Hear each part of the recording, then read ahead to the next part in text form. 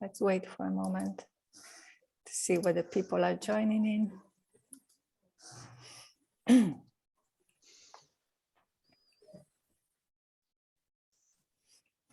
Okay, I see people logging in.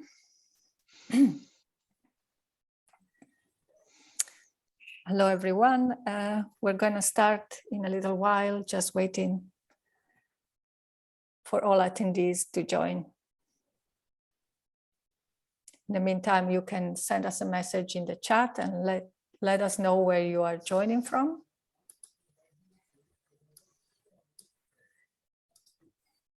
If you feel like it. And maybe you want to tell us what your job role is and why you joined this webinar. Okay.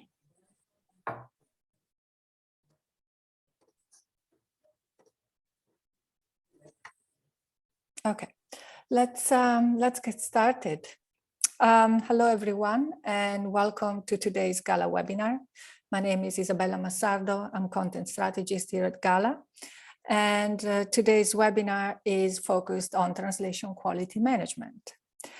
Let me show you the headshots of our wonderful panel today. We have Jennifer Vela-Valido, who is a localization strategist with over 10 years of experience in the industry.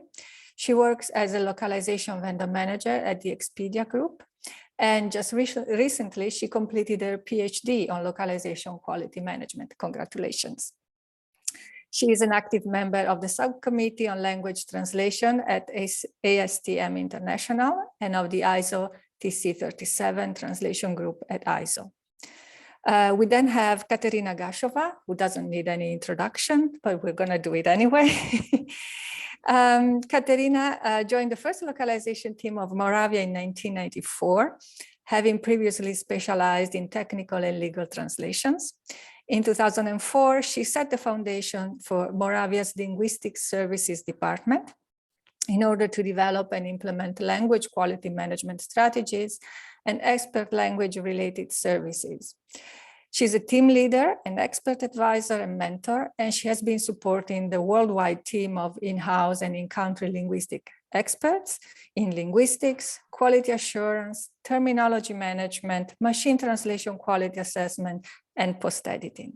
And she's also part of the ASTM Standardization Committee. Finally, we have Max Lobanov. He's one of the most prominent specialists and consultants on quality management in the localization industry. He has over 22 years of experience in localization, and he has consulted for multiple companies, including 6 from Forbes' top 20 digital companies lists. And now I'm gonna just give the virtual floor to them. You guys all know the drill. If you want to comment on the presentation, you can use the chat box. If you have questions for the panelists, please use the QA box and write your questions, submit your questions as you think of them. Don't wait until the end. We will have a short Q&A at the end of this fireside chat. So enjoy. Thank you, Isabella. I think I will take just the first step to introduce everybody to why we are here.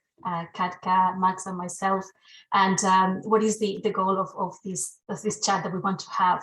As Isabella mentioned, I work as a vendor manager for Expedia, but before I actually was a quality manager for almost 7 years. And at that time, when I started many years ago, I was trying to find the knowledge. Where was the knowledge about translation quality management, where I could be a better translation quality manager? And I started reading as much as I could, academic papers, professional papers, trying to find the body of knowledge. And that's why in the end, I decided to start a PhD and a thesis on precisely translation quality management, evaluation, and assessment to try to get all that knowledge and make it public. And part of that PhD was a research that I conducted last year with more than 68 participants, between buyers, LSPs, and experts in translation quality management, in which I asked them how they were doing translation quality management, what were the challenges, what were the solutions, what were the trends.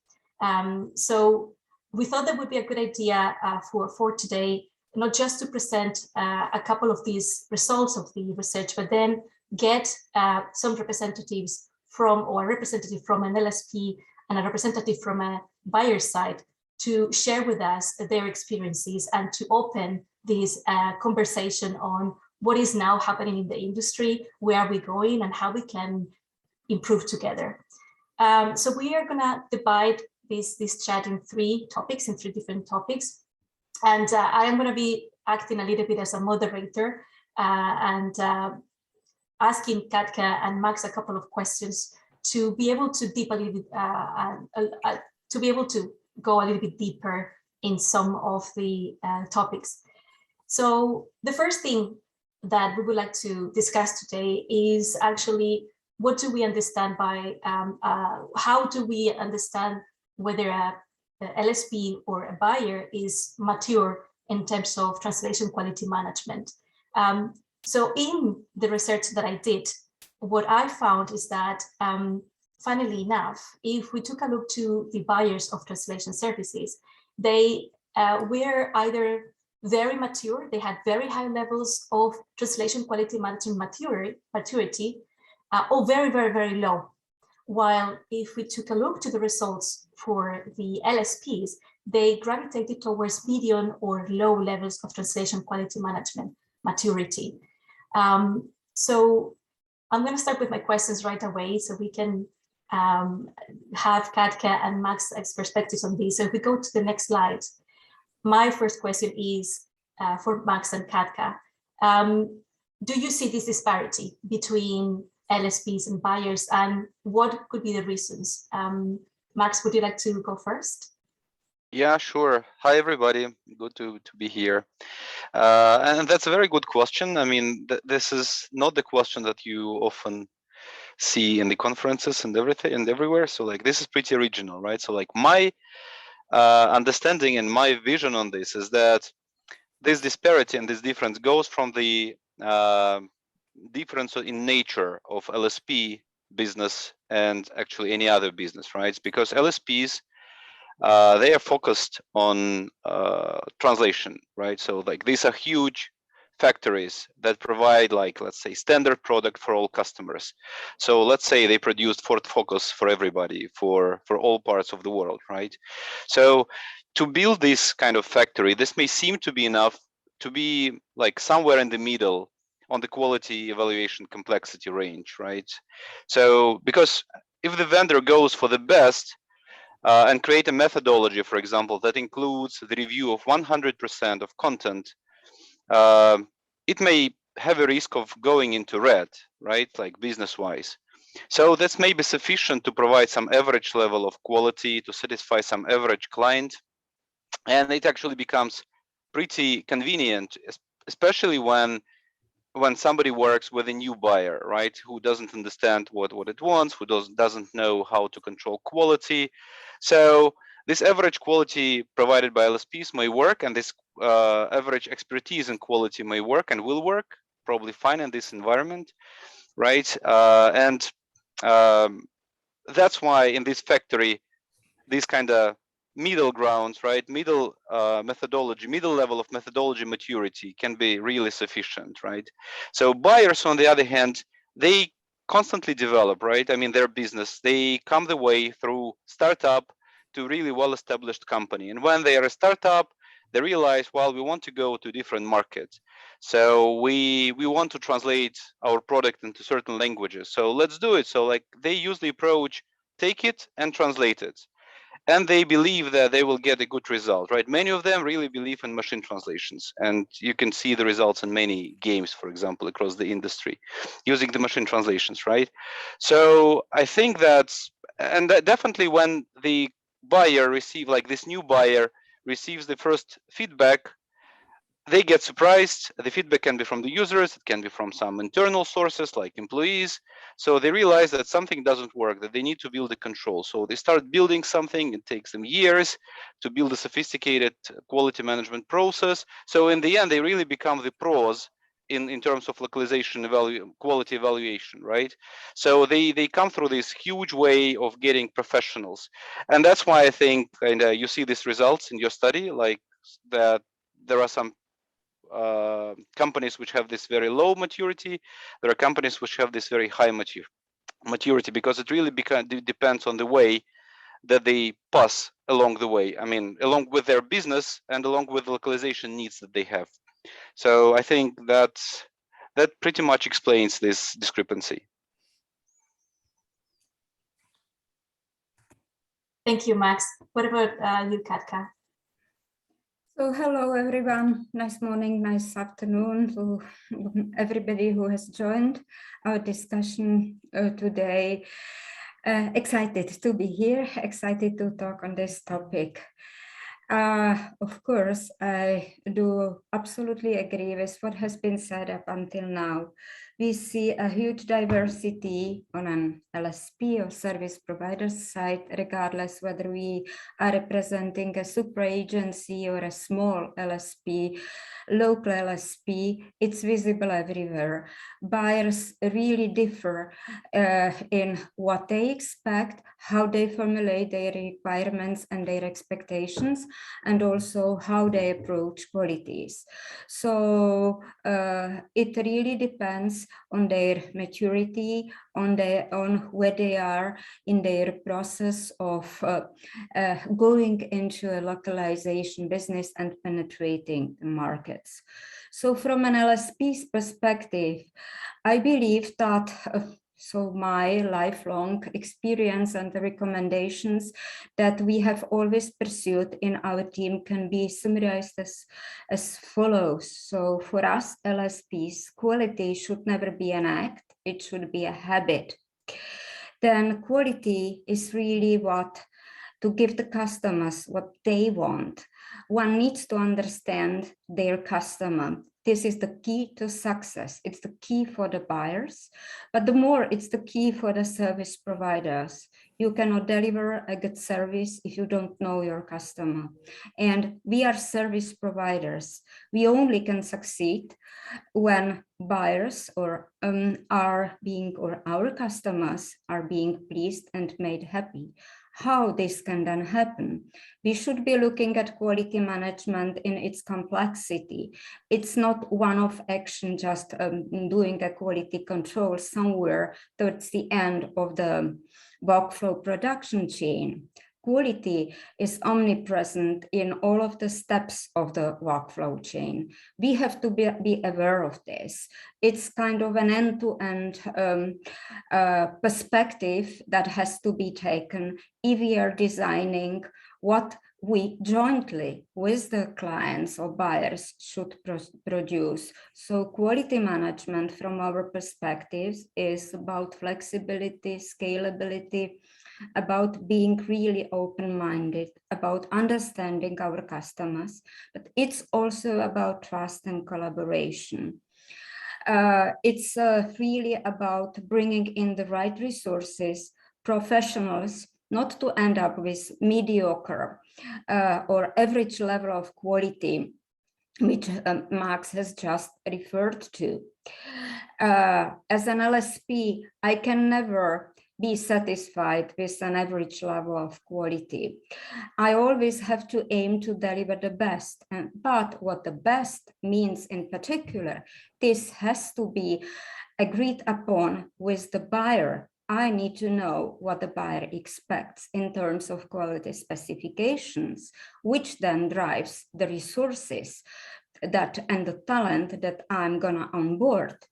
And it also drives my activities in terms of training the talent, in terms of discussions with the client to understand the register of the language, to understand the extent or depth of expertise, to understand who is the user, so that then I can talk to my translators and I can design the process accordingly. So maturity of clients definitely defines how robust or simple the workflow of the quality management might be. But even a simple workflow should always produce the final outcome that satisfied the user of the product. The user might be in-house stakeholders or on buyer's side, or external final end users. And it's our responsibility to figure it out jointly what the product user expects, and then work jointly towards the goal. Thank you, Katka. So we have buyers that can be very mature or not mature at all. Then we have LSPs that tend to be in the middle, and they have to work together. So Max, in your opinion, what would be the ideal structure of a client that to be considered mature in terms of quality management methodologies? Yeah, so I think that in terms of structure, we need to understand like what we are talking about, like whether it is organizational structure or let's say process structure, right? So I think first of all, it should be kind of agreed by everybody that first of all, it should be described, right? I mean, the whole quality evaluation process, because very often something happens. I mean, even such simple thing as translation or review, right? So like the act itself, I think that it also should be described like in the way how we achieve quality there. So there are no minor things here, and every component plays a role, right? So I think that first of all, we should speak about the structure of the process. What should be taken into account when designing this process and architecture of quality, right? So, and first of all, I think that the thing which becomes more popular now, which is great, but still missed by many companies, is the user perspective, right?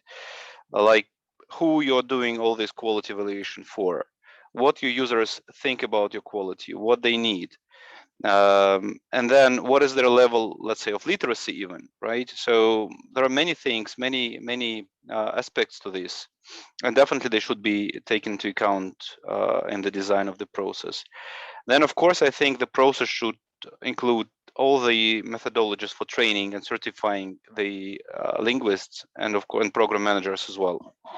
So like, because definitely, and probably we'll speak a bit more about it later, but definitely the market misses and needs more qualified specialists. So when people comes to the industry, especially linguists, they are very often not ready. They just cannot write very often. So training and certification should be part of this process, of course. I will briefly mention style guides, glossaries, references, things without which we just cannot exist. But then also we need to think about like what type of quality, what type of content we work with, and then think about what kind of quality we expect from all these different types of content.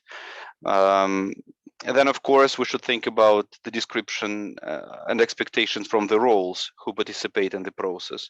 Again, it may seem evident what translator role is, but if you think about it, there are many aspects to this as well, and definitely it should be described in a pretty detailed way.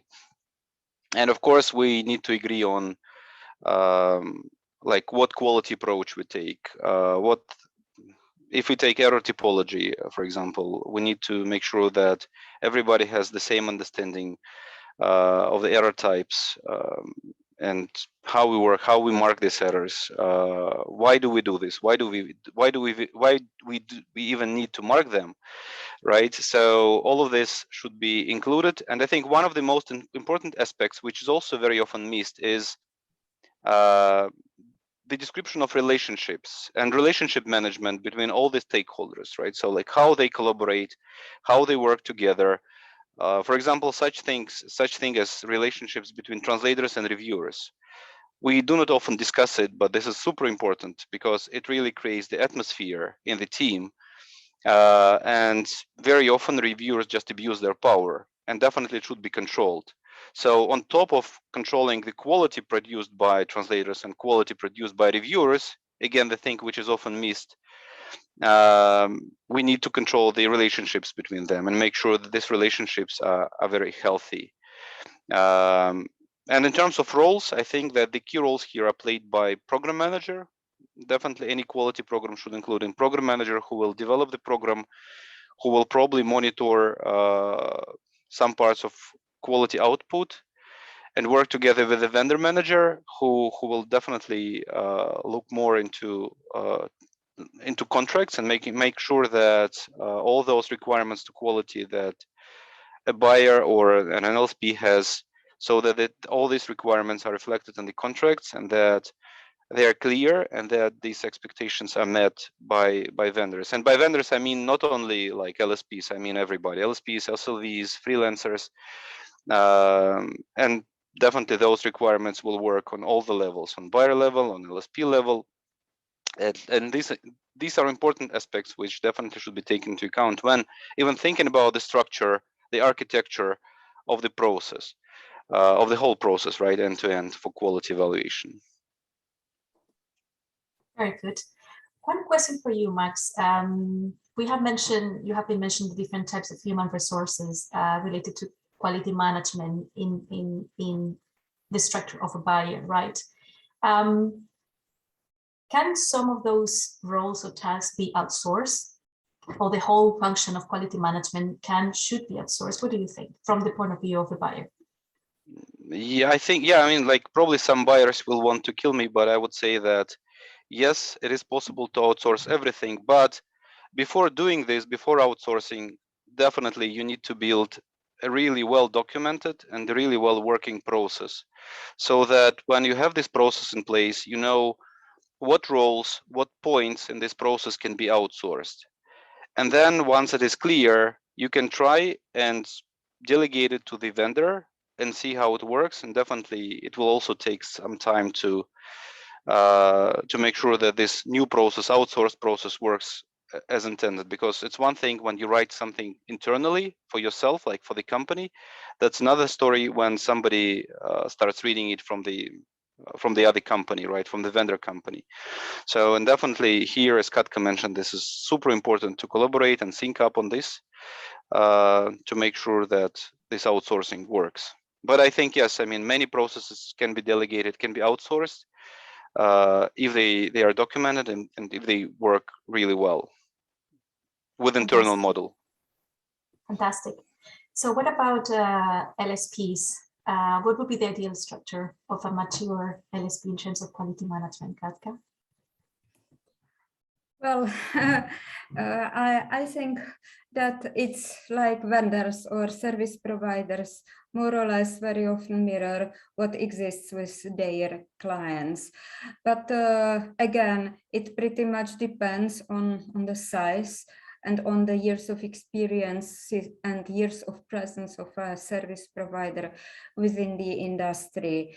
The first consideration should be that the whole setup should really rely on professionalism, which in no way means that it should be somehow rigid or extended or extensive or robust in a way that is really costly. No, this is not the case. But quality within an LSP cannot be simply managed by a project manager. Project management skills are different skills than quality management skills. So in our view, in my team's view, and this is exactly why we set up the linguistic services department so many years ago, just to create an expert function within the organization that would help do the coordination and kind of project management, but in the areas of quality management. And with that, the knowledge, the skill sets get combined, and the company is then so much more efficient. Experts focus on what they really know and what they understand, and then if they work together with the project management function and very closely also with the vendor management function within the companies, then the right extent of what is needed, what extent of services needs to be delivered or needs to be set up internally within a company can be easily defined. It's very important that an expert or who understands quality management and who also is capable of doing, say, content analysis can understand how the expected language register matches or specific cultural requirements match with the expectations of a client who may not be mature enough to understand that US-centric English source cannot be easily converted into, I don't know, an environment in Japan, for instance. So with that, these expert functions are helpful and needed within each and every company, big or small. Of course, those expert functions then are excellent peers to expert functions within buyers' companies, language managers, or whoever represents the client on the LQE program side if the quality management or quality evaluation piece is outsourced. Also, translators are the ones who really touch the full content. They know what is in there, where the challenges are, and also they know, ideally they are product users, so they know also the competitive landscape from a slightly different perspective than clients' representatives. They can bring in the invaluable experience of, say, language-specific vocabulary or tonality or connotations, cultural and emotional, say, perspectives that are difficult to capture very often upfront. So all of those are types of things which goes beyond just a simple translation that should be considered by LSPs if they want to be perceived by their clients as their partners and not just as someone who just translates words. LSPs should be thinking about the fact that they are not translating words, but they are helping clients deliver experience. And this needs to be reflected in the functions. So that also is then visible in how talent is being brought into with really client or content dedicated talent profiling. Ideally, for very sensitive pieces of content, talent is onboarded in collaboration with clients do have their, say, vetoes with regards to certain, say, linguists who should be doing, who should be working on their projects. Also, other than just linguistic skills have to be taken into account. Very often it's about communication skills. Linguists are a special group of people who are creative, who are very proud of their deliverables, and sometimes they can be very rude if they get a feedback that they don't like. All of those elements have to be managed by an LSP because this is their kitchen, and how the cooking in their kitchen is being done. This is then reflected in the overall perceptions by their clients, or perceptions also like product deliveries or their deliveries. And with regards to the difficult personalities and what Max has mentioned, it's vital to ensure that the collaborative spirit exists. In my experience, I've seen numerous clients who really outsourced the LQE part to a different LSP, and then the discussions between, say, reviewers or evaluators, and by the way, terminology is another very challenging piece of quality management that we might be talking about for ages. Let's talk about reviewers and or evaluators. It's basically, yes, they are empowered to talk on behalf of the client. And we saw cases in which they really were misusing their empowerments, not only in the communication style, but also in their evaluation approaches. And then the discussion totally missed the point, and it was not about how to deliver the best product, but it was about whether this comma really is a minor or major mistake, because if it's a minor mistake or not a mistake at all, it will change the score. But product quality is not about the translation quality score. So this needs to be considered as well. Bottom line, both buyers and experts really should collaborate. Quality is collaboration and communication. And again, something that I've been always pushing for within my team. It's, allow me to quote my favorite Steve Jobs, that customers don't measure you on how hard you tried, but they measure you on what you deliver. And I believe it's exactly about this. I completely agree, Katka. Very well said. Let's move now to another very interesting topic in terms of in our industry, which is the different standardization efforts that we can see, the different norms done by institutions like ISO and ASTM on translation in general, quality management in general, and how do they, what is the impact that they have in our industry. So in the research that I conducted, one of the most striking results that we got on this part was that for the service buyers, the majority of them, they didn't take into consideration any standard or translation on translation services or quality management, nothing at all. We're not talking about being certified, just taking into consideration. However, of course, then we took a look to the LSPs. The majority of them, they either were certified or used or followed one or more of these standards. And also the interesting part is that in general, the ISO standards seem to be more followed or more popular among those LSPs and buyers that said that they were following some kind of a standard. So Max, is this surprising for you? What do you think this could be? I don't, yeah, I mean, like this doesn't surprise me. So I do believe that the buyers, so like they use these standards less because of the way they pass, right? Again, from the startup to this established business model.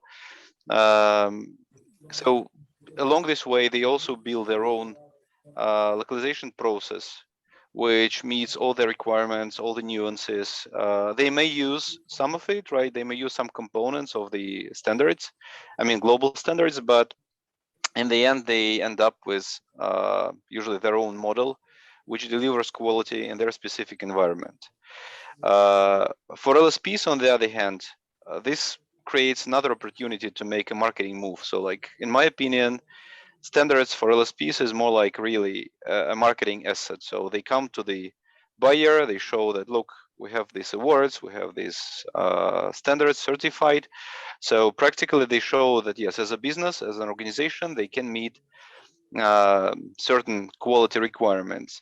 However, in the real life, I think what these standards do not take into account is the real situation in the market. And I go back to the topic which I touched upon in one of the previous questions on the resources, right? So no matter what a great standard you have and use and certified, right? Unless you have great people, talents, reviewers, translators, managers, you will not be able to go anywhere. It's like, I can give you one example. I know like one big LSP, one of the top 10, and it provides services to many companies, but I know two big companies which it serves. And one of these, both of the companies are huge, right? So one of these huge companies, buyers, is more mature in terms of quality evaluation. Another one is just starting its way. Due to various reasons, it was a bit slow in terms of like developing quality infrastructure. So the same LSP uses the same ISO standards, and it provides the same services under the same brands, which should be of the same level of quality. But the quality for these two companies was absolutely different. While for this well-established company with well-established localization processes, the quality was awesome, was pretty good. For the other company, also huge, with less developed localization processes, the quality was really sucks. So, I mean, you cannot just, and that's the same standard they follow, right? So I believe that, again, kind of the standards here will only work if you have the same people on both accounts, same talents, who will provide this service. So, and I do believe that on top of this quality evaluation standards, right, and quality management standards, we also need to look into we need to look into and create the standards for people management, right? For talent management and even development. Many companies do it now, right? They go directly to the universities, they find these talents there, they bring them up, and that's a good practice. And I think that there should be standards about it as well, right? Another topic which definitely relates to the standards is also pricing. So in terms of pricing, we really have such a huge discrepancy in all the markets, like local markets and global markets, that, I mean, everybody is confused, especially new translators, new talents. They don't know how much they will earn. They don't know if they need to take this journey in the translation industry or probably switch to something, sales management and then something else. So we definitely need to make sure that the standards which exist, they're closer to life. They take into account the real situation in the industry. They need to make sure that before we speak about quality, we speak about people. We speak about paying them sufficient amount of money so that they really are proud of what they do. They can feed their families, and they would want to go to this industry and provide quality. So I think that, again, just to sum it all up, right? I think that now the standards play a really marketing role, but in reality, they just do not work for different reasons. One of them is like people. And we really, as an industry, need to think together about like strengthening the existing quality evaluation practices and standards with standardization in other fields, such as talent management, pricing management, and so on. Very interesting. What do you think, Katka? What is missing here? Well, I tend to agree in most of the points that Max has brought up. I obviously would also a little bit disagree with some of the perspectives, so let me clarify. I'd like to say that indeed, like you might be certified according to any and every standard that exists with regards to, say, translation, quality management, project management, quality management in general, etc. But it obviously does not guarantee that you as a buyer, on the other hand, get what you are expecting. So indeed, service providers invest time and money. It's a costly exercise to go for a standardization procedure into getting the certification stamp and being able to refer to themselves as a certified company. And I see this as a big bias also, which exists in the industry, specifically on buyer's side.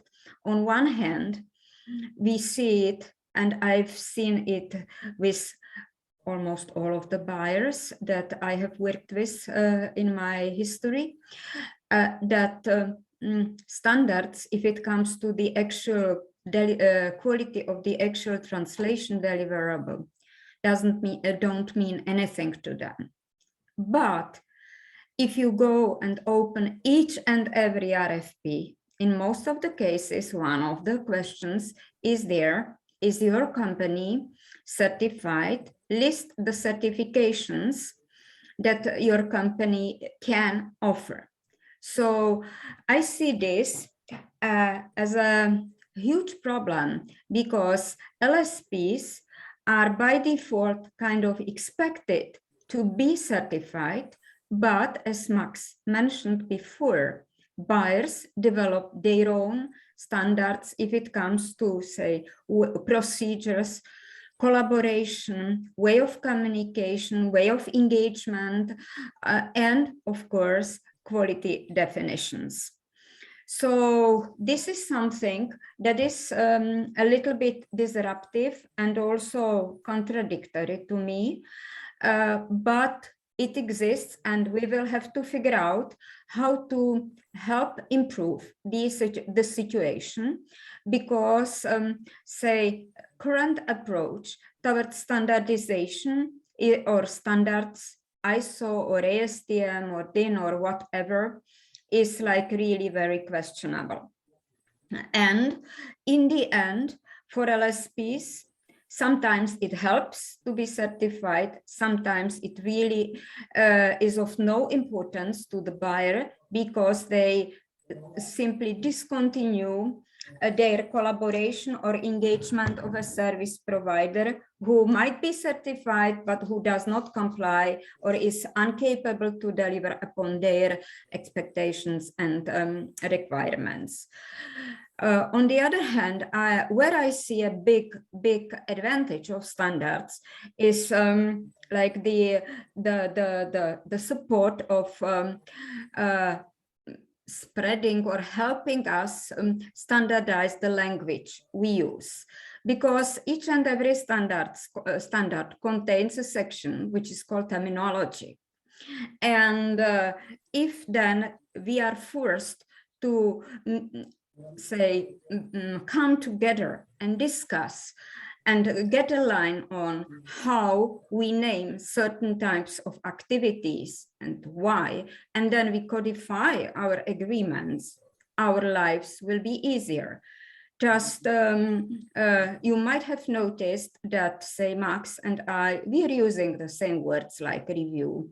We haven't talked about proofreading yet, but we are talking about review, we are talking about evaluation, about assessment, and many different things. In our preparatory meetings, we realized that we are talking about completely different things and activities, because our understanding, or I'm already influenced by some of the standards, and Max's understanding are different, because this is the world of our clients. And also standards in many cases are not exactly consistent within themselves. So it's yet another challenge. So with that, I also wanted to go for a little bit of promotion of a committee under GALA that I'm also part of, which is a standardization committee. And the goal of this committee is just to prepare such, something like a cheat sheet or an overview of the existing standards and standards in works, because there are many in works, both for quality management, both for translation project management, quality measurements, and for interpretation or interpreting services, etc. So we'd like to prepare something that would be handy for anyone who needs to get educated about what is defined somewhere and how the standardization works, and also whether it's how much this can be useful for a particular company or service provider or not. In general, standards are important, but standards are not everything. It's about people, and people have to know how to relate to standards. But first of all, they have to figure out how to communicate together, and which is the talent that needs to be brought into, and how to, say, remunerate the talent and the expertise that is, say, being engaged, so that really people are proud about what they are doing, be it a simple translation or being a highly specialized creative work or terminology service or whatsoever. Again, the level of maturity of resources and their experiences are driven by quality specifications. Industry is now looking into how to define different ranges of quality requirements, something like really translation quality grades, which might be a solution for a very precise definition of the quality that relates to a particular use case for a given, say, content or content type or scenario or purpose. And with that, again, the whole, say, workflow chain can be defined, and also the resources can be onboarded with the relevant skills and with the appropriate pricing, higher or lower, depending on what is specifically needed. Because in terms of quality, it's definitely not one size fits all, even if it comes to one client. Exactly. So we can say that standards can be useful for things like terminology, actually to allow everybody to speak the same language, to understand and maybe to agree on certain expectations, right? But then they focus on processes, and then the other very important part is people, and that's not in a standard. And that's what we need, probably more support and more places in which to discuss the human resources and everything related to the people and the talent that is in charge of those processes, right?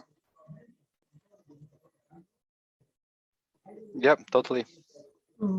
So we'd like to give some time for questions, because we are seeing quite a lot of comments, and it would be very interesting also to hear the questions from the public.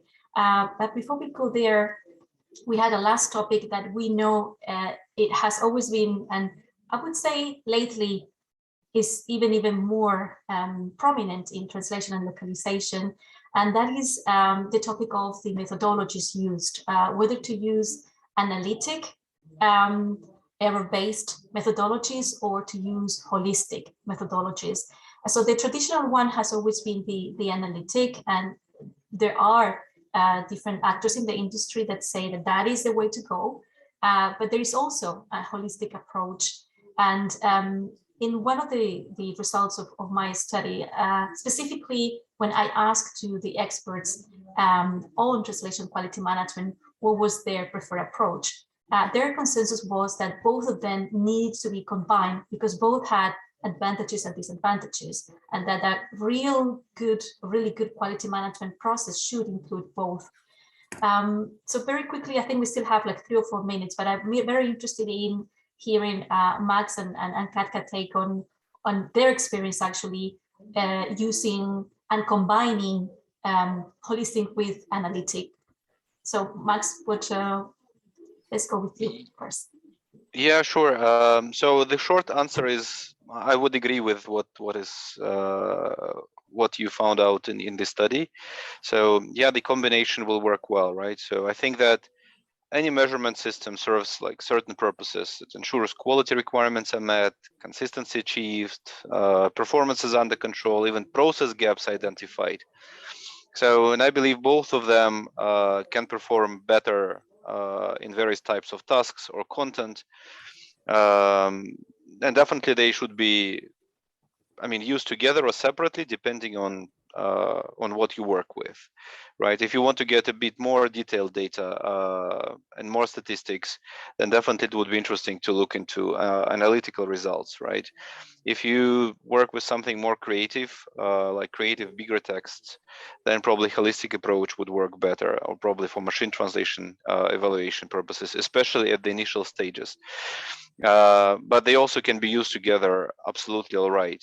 So I believe that it's important to note here that no matter what kind of combination we use and to what extent we use analytical and holistic approach. Again, we need to make sure that user perspective is taken into account, and also, especially for buyers, it is important to remember that the data that you collect from this evaluation should be also meaningful for the company, for the business management. And we also need to think about how to collect this data, how to measure this stuff, and then integrate these needs, these demands from the management into the evaluation systems. And I think another requirement is that even though you use a combination, no matter if you use a combination of both or use them separately, I think that we need to make sure that these systems are kept simple and then clear for everybody, for all the stakeholders, from translators to the vice president of the business who will review this data. That would be my take on it. Thanks, Jennifer. Thank you, Max. What about you, Katka? I absolutely agree with what has been said. I see those two methodologies as complementary pieces and as necessary. Each of the methodologies has its advantages if it's used for the right purpose. So if there is a need to evaluate, for instance, the performance of the translators, if there is a need to really identify how the translation complies with quality requirements, for instance, in the areas of consistent use of terminology or really accurate projection of the source into a target, then obviously the analytic methodology is much more convenient because it gives us a clear picture about specific problems, where the specific problems are.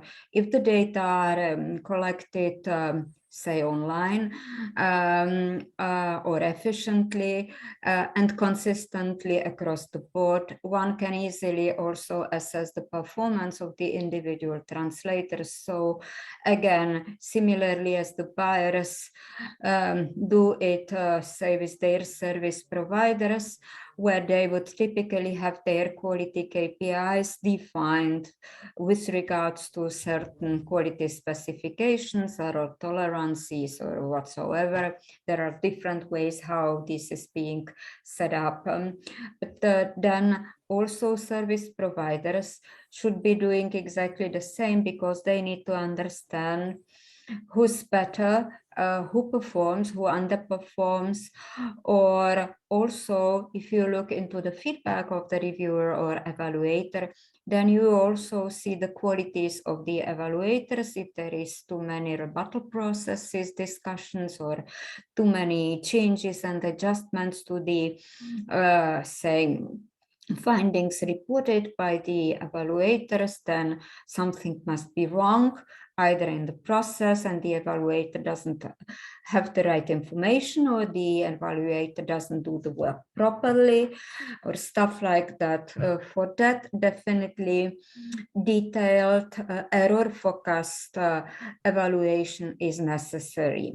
Currently, I believe that it's great that finally industry is heading towards a certain consensus with regards to how the individual defects or errors should be named, and which types of problems should be part, say, of a standard quality evaluation. Also, there are, say, flexibilities for the both sides of the workflow chain in terms of how granular then the error typology should be. But basically, the harmonized MQM DQF error typology, which has been here for quite some years already, is now being also updated by the former, say, MQM team to become, say, part of the quality evaluation standards which are being created. And with that, there is a hope that finally also buyers as well as service providers will have something that might be called a single source of truth, specifically for startups and new buyers, new companies who are penetrating the market, and basically they are lost and they don't know how to measure quality. So this is for analytic the risk, and the here is that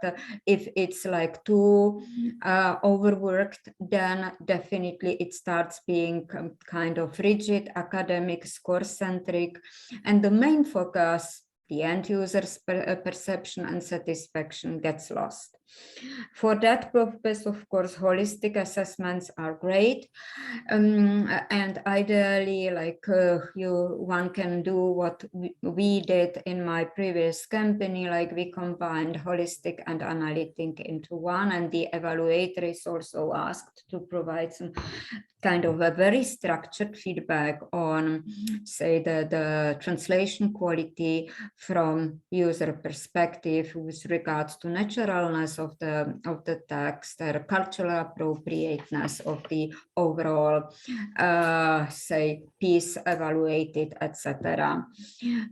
So focus on the end user is very important.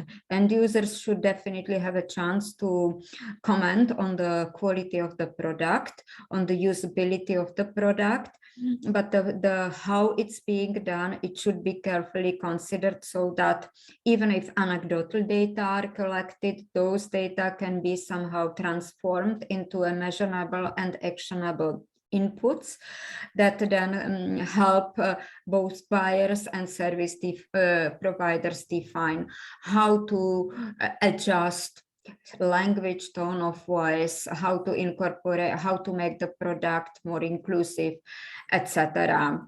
Many companies collect a lot of data about click rate or visit time, but we saw lately also an increase of asks just to help the buyers explain user behavior behind this, just based on a simple analysis of, say, the website content and how it's being perceived by a normal user.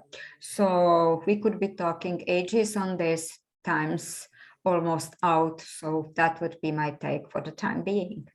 Thank you, Katka. And yeah, as you mentioned, there is so many things that we could continue going a little bit deeper, from the methodologies to the metrics to the standards, but we are conscious of the time. So I don't know, Isabella, can we extend a little bit more? How much time do we have? Can we take a couple of questions?